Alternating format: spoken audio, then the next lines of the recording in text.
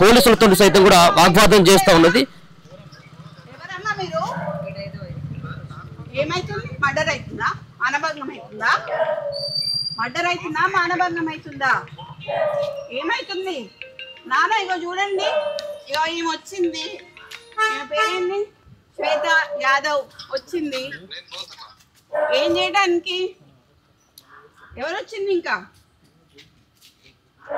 మీరే చూడండి అయ్యా. ఇప్పుడు మేము చేసింది ఏంది? మేము కాంగ్రెస్ పార్టీకి లాయల్గా ఉండడం తప్ప, మేము రేవంత్ రెడ్డికి లాయల్ ఉండడం తప్ప. మినిస్టర్ కదా మేడం, మా అమ్మ మినిస్టర్, అదే మాకే తెలుస్తలేదు. మేమేం తప్పు చేసినామని మాకు తెలుస్తలేదు. మా మీద మర్డర్ అటెంప్ట్ అవుతున్నాయి. ఇప్పుడు మర్డర్ అటెంప్టే కదా ఇది.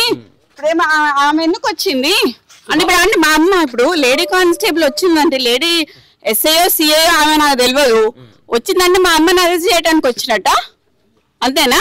గవర్నమెంట్ లో ఉన్నటువంటి ఒక మినిస్టర్ కదా మీ అమ్మ. సో ఎందుకు అదే అండి, అదే నాకు తెలియట్లేదు. మరి మీరే తెలుసుకోవాలి. ఎందుకంటే మరి టీఆర్ఎస్ వాళ్ళ మీద పడకుండా కాంగ్రెస్ వాళ్ళ మీద పడి మా మీద మా ఇంటి మా ఆడోళ్ళ మీద పడ్డానికి ఇప్పుడు ఆమె ఎందుకు వచ్చింది చెప్పండి? చెప్పట్లేదు కదా.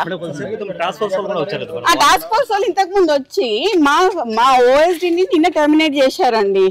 టర్మినేట్ చేశారు. చేసినందుకు దాన్ని అడ్మినిస్ట్రేషన్ గ్రౌండ్స్ లో అన్నారు.